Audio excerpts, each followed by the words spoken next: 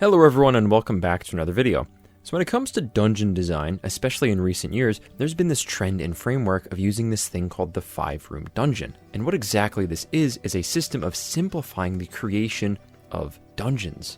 As you can imagine, the dungeon is broken into 5 main parts with this system. The entrance and guardian, the puzzle and roleplay challenge, the trick and setback, the climax and conflict, and finally, the reward and revelation. Using the 5-room dungeon can be a game changer not just for your dungeon making, but also for your entire campaign as well. So we're just going to try to quickly breeze through what each one of these are. The guardian and entrance is the first main issue that the party will need to deal with. And in many cases, it's the justification for why your dungeon could have been so secluded in the first place.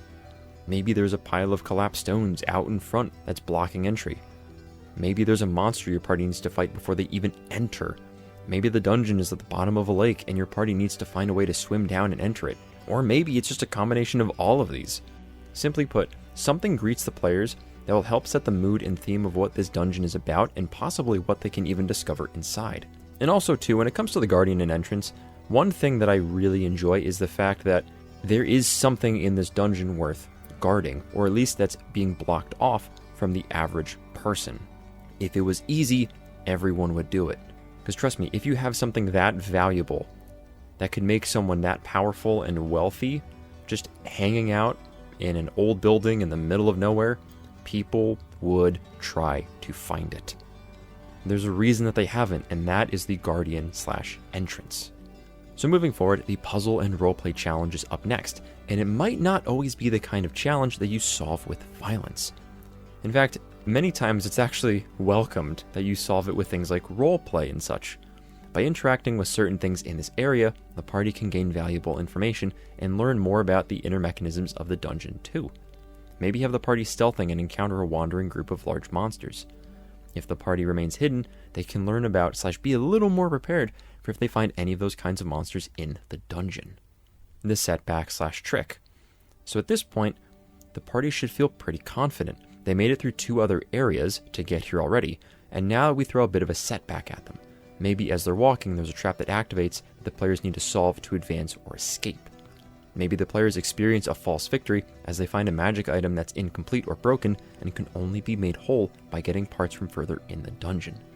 And this is usually the point where the players really have to decide whether they want to go back or keep going forward. And of course, as you get further in the dungeon, the next area is the climax and conflict. As you can imagine, the party is met with a big challenge that they need to overcome. Maybe the party has to fight some of the massive monsters they saw in the example from one of our earlier rooms. And sometimes, this can even serve as the final combat within the dungeon, where the party members have to fight the big bad boss. And then finally, we get to the reward. At this point, the party members get whatever it is that they were coming into the dungeon for. Maybe it was gold, maybe it was magic items, maybe it's even a plot hook to get to the next adventure. That's up for you to decide. But at this point, whatever sort of carrot you were dangling in front of the party to incentivize them to come into the dungeon, that's really what they should be getting at this point. And so going over the categories of the 5-room dungeon can really help streamline the process of making your dungeons. And personally, when it comes to this, I prefer to expand these concepts into much more than just rooms, because personally I do find it maybe a little limiting. And the connotation of the 5-room dungeon kind of makes it sound like it's going to be a small 20 by 20 walled box, and I like to think a little bit bigger. I like to think of dungeon design as like a tower sometimes, where each room can be expanded to act as a different level within that tower. And this way, you can still expand the overall concept of each room while not limiting yourself to a specific cramped kind of one-room space. Each area is based around one of the specific themes of the 5-room dungeon, and for the sake of this video, I'll elaborate on how each area can embody one of these different themes. So, for the theme of our dungeon, I want to make it an aquatic dungeon. So the story behind this dungeon is that a long time ago, a wizard lived in a castle above the sky. However, when the wizard passed away, the magic went with them, and their little island crashed down to the ground below, conveniently landing at the bottom of a lake, seemingly lost to time. Now, the party members hear rumors of a castle, sometimes being seen in the bottom of a nearby lake on a clear day. Stories of riches and magic are promised to anyone who finds this wizard's final resting place, and of course, who knows what other kind of aquatic threats have decided to call this place home in its few hundred years underwater. So for the first room of the dungeon, it's not even in the dungeon itself. The guardian of the dungeon is simply that it's underwater. The first apparent problem that the party will have to solve is figuring out how they can even get far enough underwater to explore the dungeon in the first place. Maybe the party has some people that just naturally have the ability to swim and would be somehow able to ferry everyone down into the bottom of the dungeon. Or maybe you guys came equipped with some water-breathing potions, or maybe just the spell water-breathing. But regardless, after the party actually manages to enter the dungeon, that's when they can really take a glimpse around them of what they're getting themselves into. And as the party journeys through this area, they can notice the writing on the walls, quite literally. A strong investigation check will allow a player to look past the algae and maybe even see some hints to creatures and possibly other challenges to the dungeon ahead. Maybe they'll see large fish scales or creature scales or some scratches on the wall, letting them know that, hey, there is definitely something in here that we should look out for. At this point too, it can also be fun to give the party a little bit of lore about how this dungeon and maybe even the magic within it has affected the nearby environment. As they continue to move through this area, they can gather more clues as well as even fight some smaller water monsters that live within the dungeon itself. Maybe there will even be a bit of treasure and some very light valuables in this area. If there are some smaller monsters here, it would stand to reason that there might have been some valuables left behind from some other adventurers that only made it as far as you did now, or people that just happened to be in the castle when everything came crashing down. And it's here that I want to preface that there could be a number of rooms within this area alone. The 5-room dungeon setup is more like a guideline. Even though this area is all about roleplay and puzzle and even some intrigue, it doesn't inherently mean that we can't have monsters to just fight with in this room. It's just that within this area, the roleplay and the puzzle are the focus, not the only exclusive thing to be happening here. Anyways though, as the party continues further, they encounter the setback area. As the party is swimming along or investigating, something gets knocked loose that sends a cave-in of stones crashing down. Maybe this is something that happened because of the party's previous combats. As the party is swimming along or investigating, they manage to find something, a little plot hook, that incentivizes them to go even further. But it also lets them know that the path ahead of them is not going to be as easy as how they came in. The magic within this dungeon has actually been mutating a large degree of the water creatures that live nearby. Something as mundane as just regular frogs and fish have been mutated because of all of the magical radiation that's just being given off by the magical items within this keep. And so, if you were to just leave the dungeon and decide, well, that's all we're going to do today, it does mean that this threat can potentially endanger people nearby. The players can start to get a little taste of the magic items that they could get inside. However, the little clues that they have are incomplete.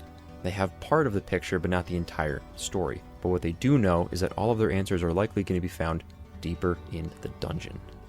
And finally, we come to the big combat room.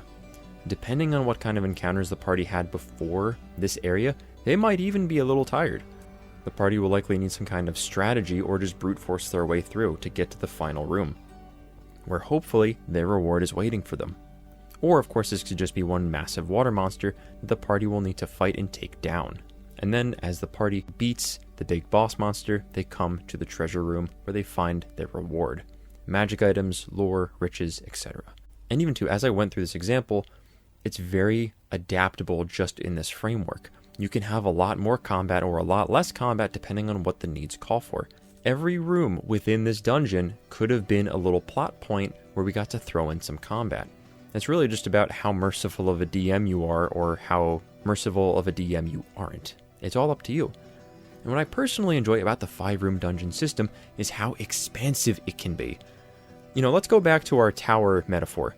You can easily stack a 5-room dungeon on top of another 5-room dungeon as you ascend the tower.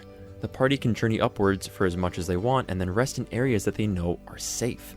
Besides having the reward be something that the players get to take with them when they leave, the reward itself can also be something like a checkpoint, where the party can replenish their abilities and lick their wounds as they go further and further into the tower. And of course, the system of the 5-room dungeon can literally just be 5 simple rooms. However, I realized you can also effectively use this method to lay out non-dungeon adventures and even entire campaigns. Allow me to explain. When we talk about laying out a story structure, one of the best ways to do this is with the archetypical hero's journey. And yes, while there are technically 12 steps to this structure, they do line up incredibly well with the 5-room dungeon structure.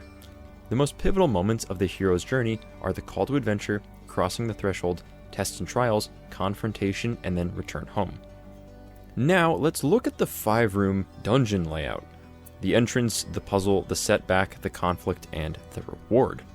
And while yes, there are definitely some missing pieces from the hero's journey that aren't in the 5-room dungeon, we can still see how close the two of them are to creating a very compelling story structure for our campaigns. We can use this structure to even lay out an entire adventure, and I'm going to prove it right here. So room 1, the entrance. This acts as your call to adventure and something to bait the party into following this part of the plot.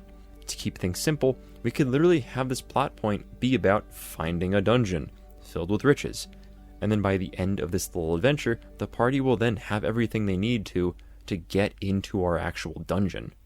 And of course, that's something that can be its own arc. Room 2, the puzzle. Now that the party hears about this awesome dungeon, how are they actually going to even get there? Where is it? What's it like? At this point, the party might not actually know anything about it, and this part of the plot could involve doing some roleplay, interacting with NPCs, and doing anything else in their power to figure out how to enter the dungeon. Maybe there's some kind of MacGuffin the party needs to find, like a cipher or a map or even just a key to enter and locate said dungeon. Room 3, the setback.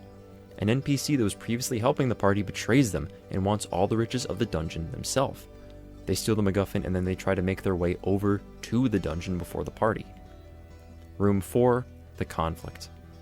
After tracking down the thief, the party fights them and takes back the key. And with the success of the last fight, the party moves on to the quote-unquote next room. And then room 5, the reward. The party can now embark on their quest into the dungeon where untold riches and adventures await. And then of course, as they arrive at the start of the dungeon, that is when the actual 5-room dungeon can start. And what really blows me away with this is just how much you can actually expand this concept.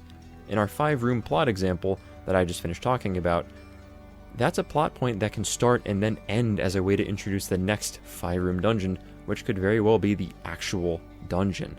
That dungeon could have varying levels of 5-room dungeons within it, and when you get back, there could be some downtime, and then the plot would start back up again as you continue onward with the story, which itself, in its entirety, could be structured like the 5-room dungeon. This concept can be as simple or as complex as you like it to be. It's meant to serve as a guideline. I'm not saying that every single arc or every single campaign beat needs to exclusively exist like it's a 5-room dungeon, but also, it does make it a lot easier to structure, and even too, I do think it makes it very compelling and interesting. Of course, this is a tool and I'm here to present it to you. But anyways though, that is all the time I have today for this video. I hope you enjoyed it, and if you did, then please like and subscribe for even more content and ideas. And in the meantime, keep smiling, keep scheming, and I'll see all of you next time.